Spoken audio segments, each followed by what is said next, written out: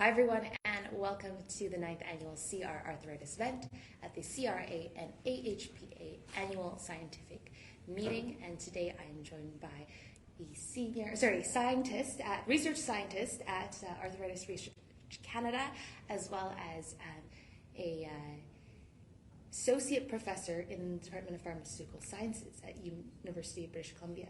Correct. This is Dr. Mary Vera. We're going to welcome her, and we're going to also congratulate her on winning the Strategic Operating Grant that goes for 3 years, and it's a very prestigious award from the Arthritis Society for her work, which we'll get to know a little bit about. And now with that, Mary, thank you for joining us. Thank you for having me, and congratulations on your best abstract award. Thank you. I appreciate that. Mary, can you tell us how did you come into research in your area, and how did you kind of specialize? Because I know you will be giving a talk later today in this kind of specialty area that you found yourself. So I'm an epidemiologist, and my area of interest is actually medications and pregnancy among women with rheumatic diseases. And how it came about that, so I actually did my graduate training in arthritis and rheumatology at Arthritis Research Canada, mostly working in adult rheumatology and looking at medications and outcomes of patients. But I've actually always been interested in moms and babies because they're an underrepresented group. So when I did my postdoctoral fellowship, actually here in Quebec at University of Montreal, I sought to study looking at pregnancy in women with rheumatic diseases. So when I came back to Vancouver, to Arthritis Research Canada, it was the research that I developed. Wow, incredible research program. And Mary, can you tell us what are some of the specific needs of this, this time period, of this very important time period of our lives as women? So some of the things that we'll be presenting is actually information needs and support needs. So it is a big decision to be able to first, whether they're going to grow families, in having an, inflammatory disease.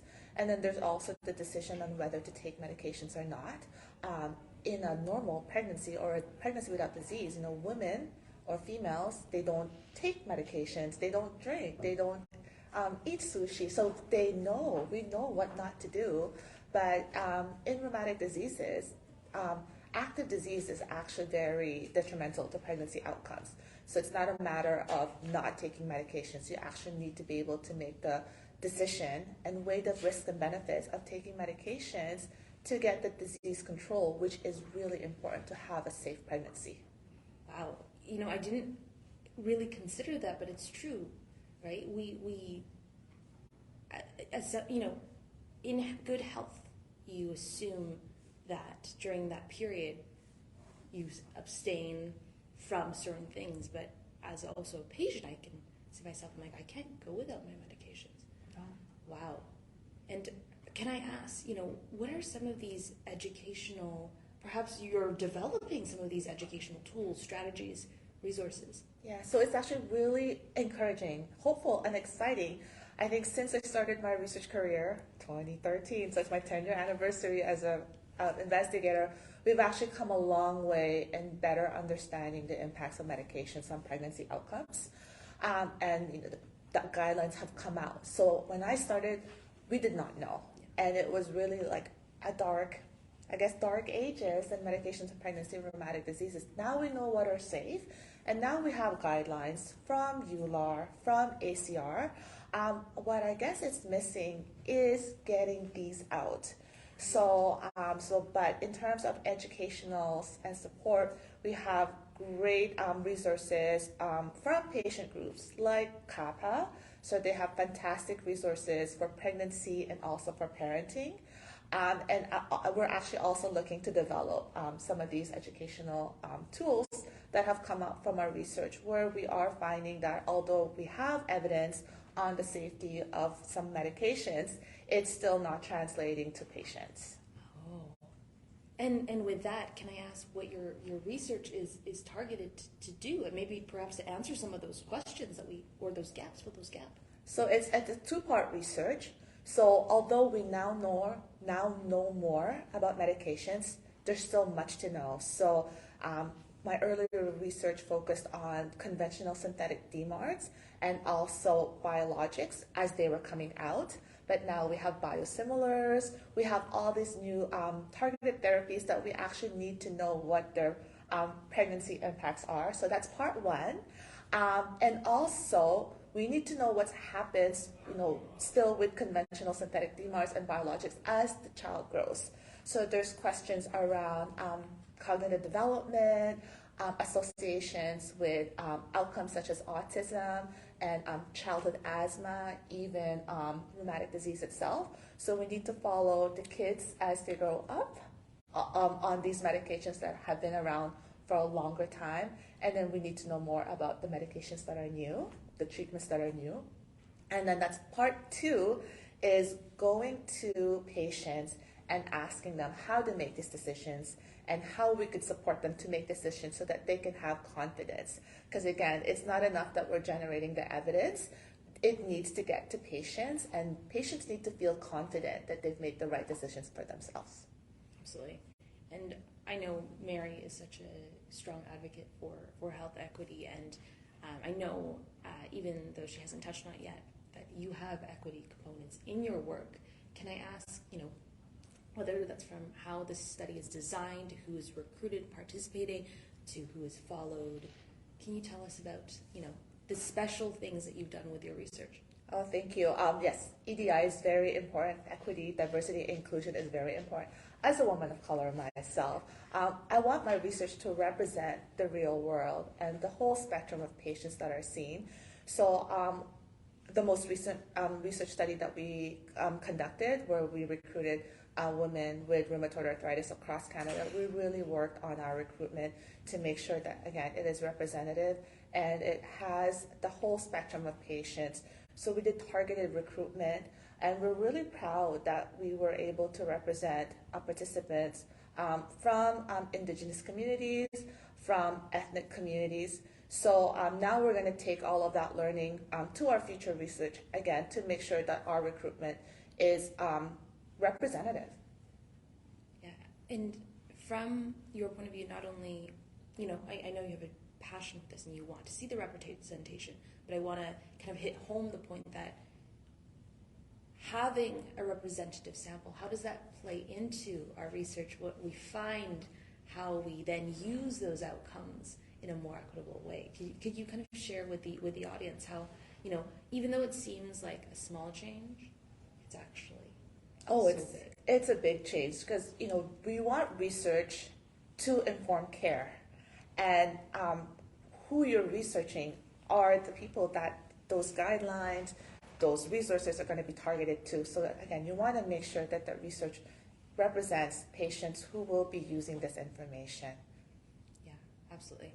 Right. So understanding the fact that who you recruit will dictate your outcomes. We want to have results from our research that speak to the true reflection of what we see in the population, so that when we do go to then implement, so we put them in healthcare, then we know that they will stand up to the test of, I guess, the real world. Mm-hmm. We know who the patients are seeing, but unfortunately, the research doesn't reflect that. So as researchers, we need to work extra hard, a little bit harder, to make sure that, again, the patients that are being seen in our research studies are also the same patients that are being seen by doctors. Yes. And with that, Mary, do you have any kind of things for us to consider, pieces of advice for somebody who perhaps is considering, to actually have a child? Should they be, speaking to their rheumatologist? Should they ask for referral to perhaps a specialist who is specialty within the specialty of rheumatology? So what are the steps? How the individual educate themselves? So I think one thing that I've learned through my work is to start those conversations early, even before the patient or the individual thinks they're going to be having or may even want to have a family. It's just the planning is really important. So if they're taking medications that are not compatible, we want to make sure that they can be safely discontinued and then put on more pregnancy-compatible medication. Again, that disease control is so important for conception. It's so important throughout pregnancy. So it's really planning. And it's also important to have those conversations early because, we are looking at a long duration. This is not a short game. This is a long game. So I just talked about pregnancy, but we got to get it into parenting and growing the family. And again, all of that just comes with planning and having those conversations early with the doctor, with their partner. So we actually have also done studies now with partners of patients that are thinking about reproduction and pregnancy, actually inspired by the patients who participated in our study. Because when we talk to them about these decisions, they often talk about partners' roles and how partners have not been represented in pregnancy research. So we actually just also published a partner study, that partners are mother study. Yeah. And I think we look at disease in a very isolated sense in terms of I have this condition, these are the symptoms, versus these are the conditions, how it affects the individual, how it affects their family, their friends, those relationships, right? To understand and paint that whole picture. So very, very innovative and very exciting work that you're doing. Thank you.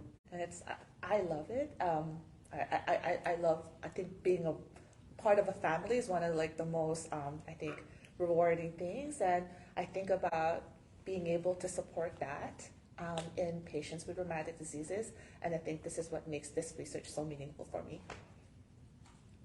And you can definitely tell. Thanks. So, with that, let's give Mary a huge round of applause. And we do have a few questions, so we'll head over to Anita. I'll hand it to you. Dr. Mary Vera, in your work on equity, diversity, and inclusion, what do you think is making it harder for people in minority groups to participate in research? And follow-up question, how can we address these issues and make it easier for people who want to participate? That's a fantastic question. And actually, I go to my own family for that. I think there's some cultures where we're not, we're more averse to healthcare. We're scared of doctors. I think of my mom who hates going to her doctor, who hates going to the hospital.